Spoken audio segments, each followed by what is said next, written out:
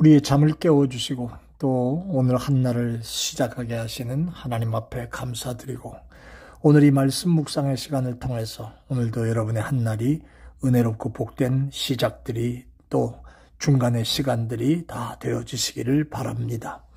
오늘은 시편 146편 3절에 나오는 말씀을 가지고 어디에 소망을 두고 우리 인간들이 살아야 할까 하는 것을 잠깐 생각해 보려고 합니다. 여러분, 이스라엘 백성들은 하나님을 의지하고 또 하나님이 어떤 분이라는 걸 잘 알고 있습니다. 왜냐하면 선지자들을 통해서도 많이 들었지요. 이사야 선지자 같은 사람은 유다 백성을 향해서 인생을 의지하지 마라, 또 코로 호흡하는 인생은 의지할 만한 가치가 되는 그런 모습이 있는 것이 아니다라는 것을 자꾸 상기시키고, 이사야 2장에 나오는 말씀이지요. 또 단 1분도 자기들의 생명을 연장할 수 없는 연약한 존재가 인간이라는 것을 주의 종들이 계속해서 말씀을 전했기 까닭에 그들은 하나님이 어떤 분이시고 하나님이 자신들을 어떻게 하시는 분이라는 걸 잘 알고 있었습니다. 그런데 그럼에도 불구하고 이스라엘 백성들은 하나님보다는 사람을 더 신뢰하는 모습이 나오지요. 하나님의 능력을 알면서도 그 능력을 의지하는 것보다는 애굽과 바벨론의 군대를 더 무서워하고 더 의지하는 그런 모습이 있었고요. 하나님의 지혜를 사모하는 것보다는 자신들의 지식과 계획이 더 좋은 줄 알고 더 신뢰를 하는, 그것이 이스라엘 백성들의 모습이기도 했습니다. 여러분, 무슨 굳이 이스라엘 백성들 얘기할 필요가 있습니까? 오늘날 저와 여러분들의 모습도 굳이 다를 거 하나도 없습니다. 오늘 이 말씀을 통해서 하나님 대신 사람에게 소망을 두고 사는 삶의 모습이 어떤 건지 우리 잠깐 살펴보려고 합니다. 그러면서 반대로 하나님께 소망을 두는 사람이 되옵시다 라고 하는 것을 우리 다짐하는 계기로 한번 삼고자 합니다. 사람에게 소망을 두는 행위가 어떤 행위입니까? 여러분, 첫째는 이겁니다. 사람이 만들고 사람이 진행한, 그래서 그걸로 인해서 만들어진 지식을 더 의지한다는 겁니다. 잠언 3장 5절에 잠언 기자는 마음을 다하여 여호와를 의뢰하고 자기 명철을 의지하지 말라라고 말씀을 하고 있는데, 왜냐하면 자기 인간의 지식으로는 결코 하나님의 뜻과 계획을 모르기 때문에 너희들은 하나님을 의지하고 자기 명철을 의지하지 말라, 그런 말씀을 지금 하시고 있지요.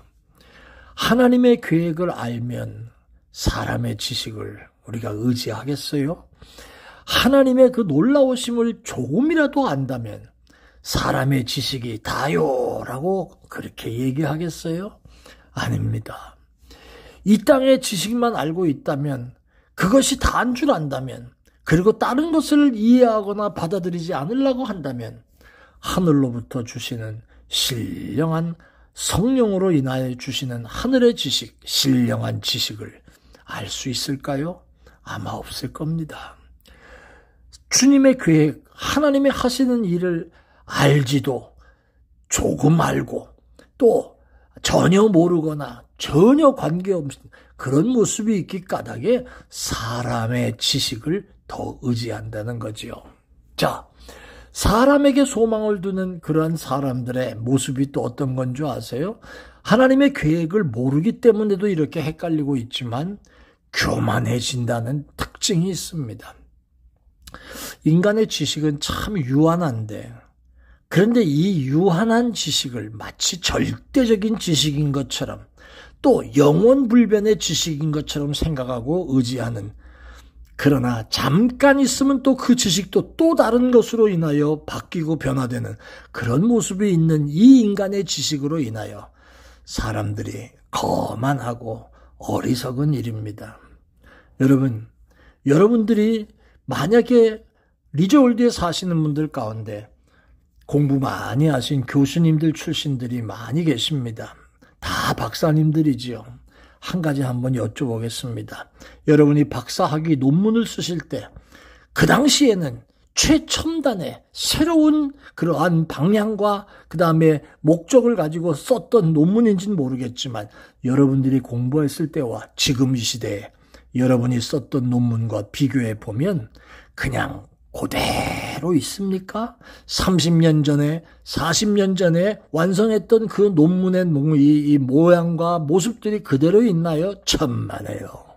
새로운 지식과 학설들과 또 새로운 연구지 방향들이 다 나타나서 완전히 바뀌는, 그래서 구닥다리 30, 40년 전에 만들어 놨던 지식들은 다 흘러간 옛 노래가 돼버리고 말잖아요.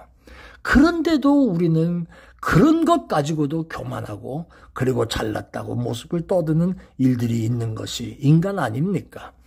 회개하기 전에 사도 바울이 그랬지요. 이스라엘의 최고 랍비인 가말리엘의 수석 문화생이었습니다. 그는 율법에 정통했고요. 그에 의해서 하나님의 교회를 철저하게 박해했고요. 그런데 훗날에 사도 바울은 이렇게 말하잖아요. 나는 십자가 외에는 어떤 지식도 말하지 않겠다. 세상 지식이 자기를 거만하게 했는데 그것을 십자가 아래서 완전히 깨닫고 하나님의 뜻을 깨닫고 난 다음에 겸손함으로 바뀌어지는 역사가 있게 된 것을 보게 되지요. 자, 하나님을 의지하는 사람은 또 어떤 걸 합니까? 두 번째는요, 외적인 조건을 최고로 여기고 삽니다. 정욕에 빠지게 되지요. 방탕함에 빠지게 되지요. 여러분, 다윗이 이런 실수를 범했다는 거 한번 생각해 보시겠습니까? 철저하게 하나님 중심적인 사람이었는데 일순간 방심한 나머지 밧세바라는 여인의 목욕하는 모습을 보고 그만 성적으로 범죄하는 실수를 범하게 되고 그 실수가 살인죄를 범하게 되고 그 다음에 하나님 앞에 큰 책망을 받는 잘못된 죄를 범하게 되지요. 밧세바가 만약에 아주 못난 여자였다면, 아주 다윗의 몸에 보기에 저 아름다운 몸매를 가졌구나, 너무너무 예쁘구나 라고 하는 것이 아니라 아이고 저런 몸뚱이를 가지고도 사람이 사네, 뭐 이런 정도의 어떤 잘못된 몸을 갖고 있는 여자가 목욕을 한다고 하는 걸 봤을 때 정욕에 빠졌겠어요? 외적 조건을 최고로 여기고 산다는 모습을 우리는 다윗을 통해서도 또 보는 거예요. 성도는 사람을 외모로 판단해서는 안 되고 외모에 최고의 가치를 두어서는 안 되지요. 또 방탕함이라는 건 뭡니까? 외적 조건에 만족하고 거기에 소망 두는 사람들은 거룩함, 성결함 뭐 이런 거 없습니다. 결국은 방탕함에 빠지게 되는 것을 보게 되어지지요.